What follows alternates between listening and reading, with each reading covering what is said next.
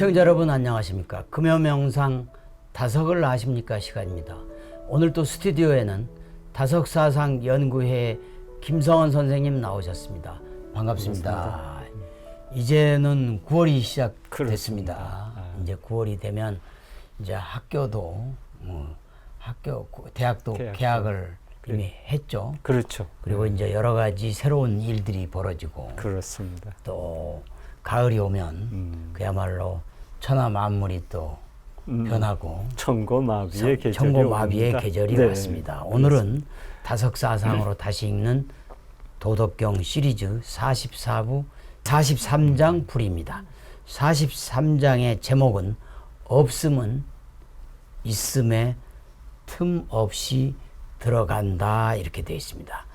먼저 제가 원문을 읽고 한글을 읽어드리는 순서로 진행하겠습니다. 천하지지유 치빙천하지지견 무유입모간 오시지 무이지유익 불언지교 무이지익 천하희급지. 한글입니다. 세상에 가장 부드러운 것이 세상에 가장 굳은 데를 달린다.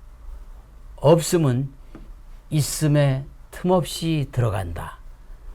나 일에서 함 없음이 더 유익함을 안다. 말 없는 가르침과 함 없는 유익함을 세상은 좀처럼 받아들이지 않는다. 이렇게 되어 있습니다. 네. 노자는 그러니까 36장에 이미 유약승강강해서 부드러움이 굳셈을 이기고 또 물은 게 센 걸 이긴다고 얘기했습니다. 예. 그러니까 보이는 것 중에서 가장 부드러운 것은 뭐일까요?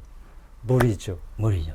그렇지만 보이지 않는 것 중에서 가장 부드러운 것은 바람이죠. 네. 여기에서 이제 가장 부드러운 것이라는 것은 이제 바로 바람을 말하고 바람을 있습니다. 말하는 거예요.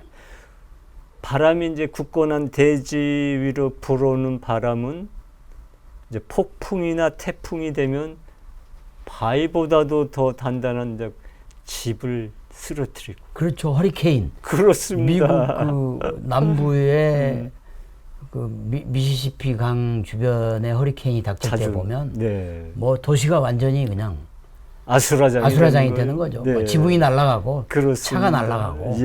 아직 우리나라는 뭐 그런 정도는 아니지만 그렇습니다. 북미 지역을 보면 차가 날아갈 정도니까. 그렇습니다. 이거는 뭐 말할 수가 없는 거죠. 그러니까 그런 걸 보면 이제 참으로 지극히 부드러운 것은 사실은 있으면서도 없는 성령 같은 것이죠. 성령 같은. 인도 사람이나 이제 그리스 사람들은 이러한 어를 바람에 이제 비교했어요. 바람에 비교했군요. 그래서 예수님은 성령을 이제 바람에 비유했죠. 성경에서는. 노자와 마찬가지로 이제 맹자가 말한 호연지기도 사실은 바람이 상징하는 이제 어립니다. 그 맹자의 호연지기가 성령, 그렇습니다. 바람이나 마찬가지다. 호연지기가. 어리라 하면 그 맹자는 이렇게 이제 말을 했죠. 어리라 하면 지극히 크고 지극히 굳어 곧장 길러 다침이 없으면 하늘 땅 사이에 꽉 찬다. 그 어리라 함은 오름에 짝하고 참과 더불어 이것이 없으면 허전하다라고 이제 이야기했습니다. 그야말로 이 부분도 다석사상과 일맥상통을 하는 거죠. 그렇습니다. 결국 얼은 아주 약하고 부드럽고 바람처럼 보이지도 않고 물처럼 또 이렇게 부들부들하지만 강한 건 폭풍처럼 홍수처럼 천하 만물을 다 쓸어버릴 수 있는 그렇습니다. 힘이 그러한 것이다. 그리고 이제 이 43장에서는 무유임무간이라는 게 도덕경에 아주 화두가 되는 그런 문장인데요. 이 부분을 좀 여기 무유는 어를 두고 하는 말인 거죠? 그렇습니다. 그러니까 무유를 딱 보고 벌써 어를 딱 생각할 수 있을 정도면은 상당한 이제 바로 이게 없이 계시는 그렇습니다. 상당한 경지에 이제 들어간 것으로 볼 수 있죠. 그러니까 다성님이 이제 없이 계시는 하나님이라고 했던 게 이제 무유죠. 없이 계시는 하나님이란 이제 성령이신 하느님이란 말이죠. 그러니까 이 성령은 가령 불성은 무소 부재잖아요. 그렇습니다. 아니 그래서 없는 데가 없는 것이죠. 없는 데가 없는 거죠. 네.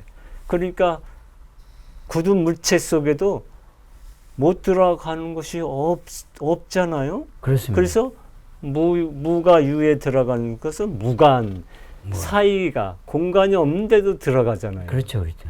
우리 이제 벽에도 창문을 닫았는데도 바람은 어디를 타고 바람이 들어오잖아요. 벽을 뚫고도 바람이 그렇습니다. 들어오잖아요.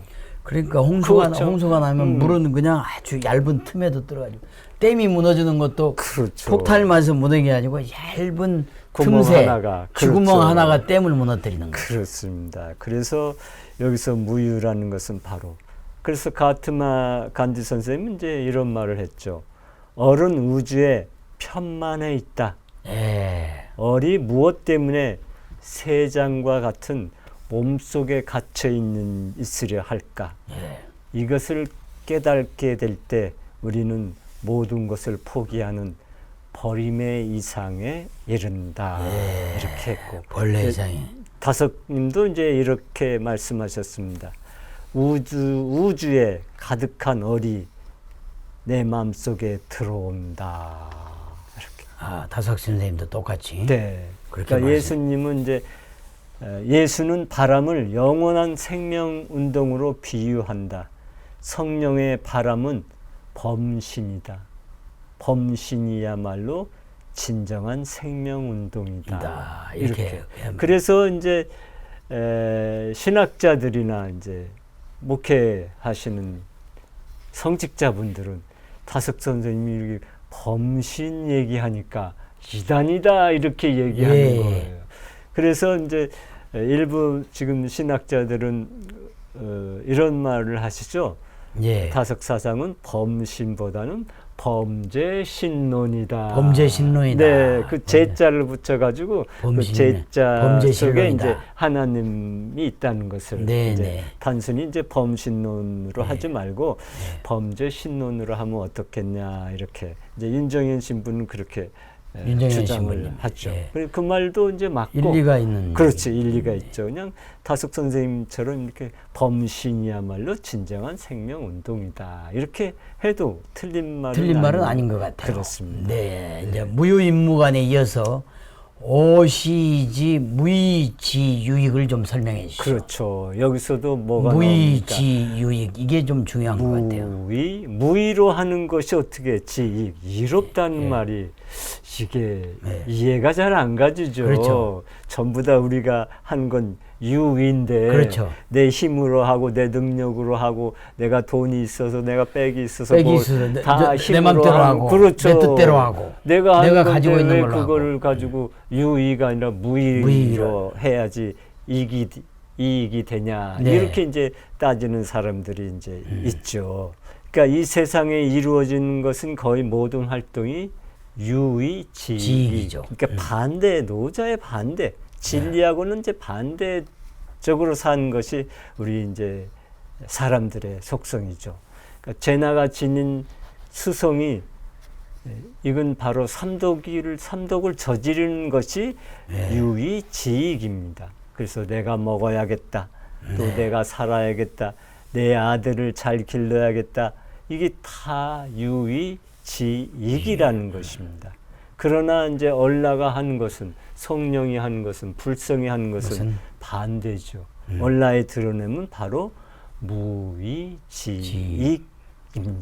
그래서 예수님의 생애나 부처님의 생애나 전부 다 노자도 그래서 무의자연을 얘기하는 것이고 전부 다 무의지익의 인생을 산 것입니다.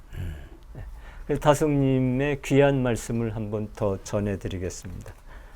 사람들은 일을 남기려고 하고 믿지는 일은 하지 않겠다고 한다. 그래서 음흉한 제사장이 되고 난폭한 폭군이 된다.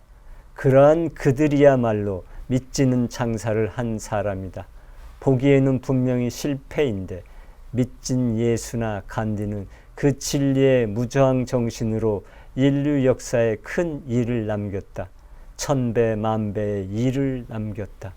우리도 그와 같은 일을 남겨야 하지 않겠는가. 그런데 일을 남기지 못하고 걸러지니 이 세상에 희망이 있는 세상이라고 할 수 있겠는가? 무의지의다. 그렇죠. 이거를 한마디로 우리 다석사상으로 다석 선생님 말씀으로 그렇죠. 설명할 수 있겠습니다. 네.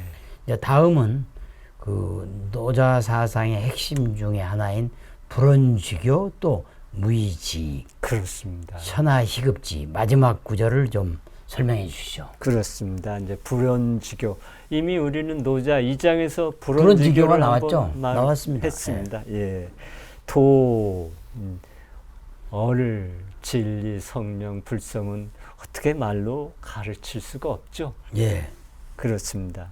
그 말에 붙잡혀서는 이 도에 이를 수가 없어서 조주 스님은 도가 뭡니까 하면 할이라고 고함을 치고 또 임재 스님은 도가 뭡니까 하면 방망이로 그냥 내려치면서 그렇죠. 어떻게 바로 스스로 깨닫게 하는 것이죠. 설화해간. 도는 말로 할 수 있는 게 아니에요. 할 하면 막 깜짝 놀랄 거냐, 과음을 질러버리니까 그 깜짝 놀라게 하는 게 뭐냐? 그거를 찾으라는 거죠. 그렇죠. 방망이로 치면 얼마나 아파요. 그 아픔을 느끼는 그 놈이 뭐냐? 뭐냐?